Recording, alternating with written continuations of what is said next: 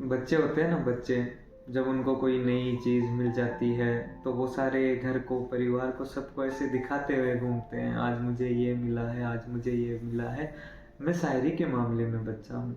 जब मुझे कोई नई शायरी, नज़्म मिल जाती है ना, तब मेरा जी करता है मैं कितना जल्दी इसको लोगों के सामने प्रस्तुत करूँ, कितना जल्दी उनको इससे रूबरू करवाऊँ, इसकी रूहानियत को समझाऊँ उनको। कल मुझे एक ऐसी ही नज़्म मिली, मेरे पास वीडियो और भी पड़े थे, पर मेरा जी कर गया भैया सबसे पहले जानी चाहिए तो ये जानी चाहिए।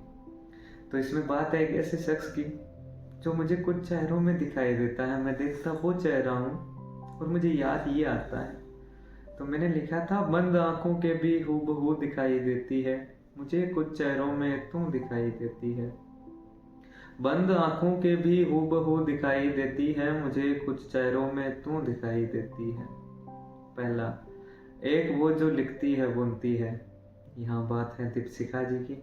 भारतीय हैं, अच्छा लिखती है, अच्छा बोलती है, इनका जो व्यक्त करने का ढंग है बातों को, वो बहुत अच्छा है। तो मैं जब इनको सुन रहा था, मैंने पहला वीडियो जो इनका देखा था वो था, तुम सरबत को पढ़ती हो, कितनी प्यारी लड़की हो।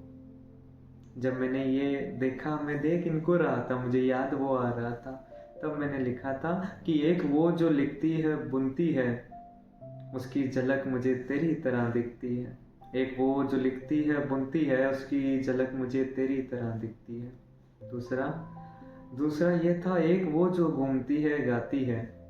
हरप्रीत सरन पंजाबी है, पंजाबी गायिका है, एनआरआई है मेरे हिसाब से, पर गाती अच्छा है। मैंने जब इनका लाइव स्कूट सुना था, शायद 2021 या 22 की बात होगी, तब मैं सुन इनका गाना रहा था, मुझे याद वो शख्स आ रहा था।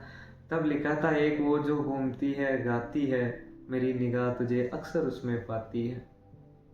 और अब बात है तीसरे की, वो जो पड़ोसी मुल्क की बेटी है।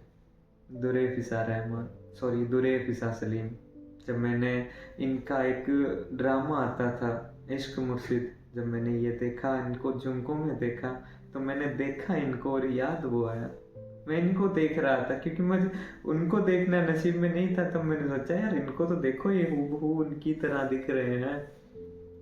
जब उनको देखना नसीब में नहीं हो तो जो उनकी तरह दिख रहा है उनको तो देख लो।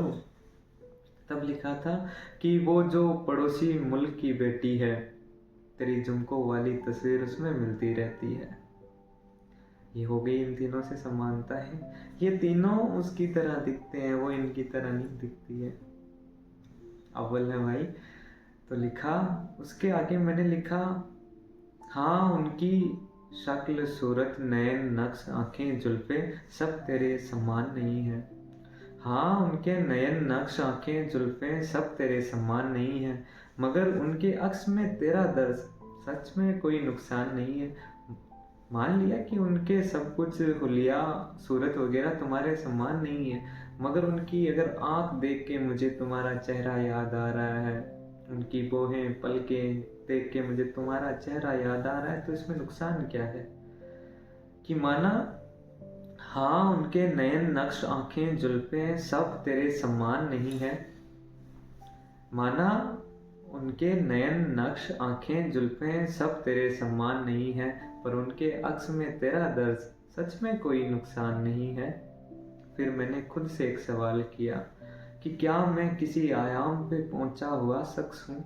क्या मैं दोस्ती के, मोहब्बत के किसी चरम पे पहुंच गया हूँ? क्यों पहुंच गया हूँ? कि क्या मैं किसी आयाम के चरम पे पहुंचा शख्स हूँ?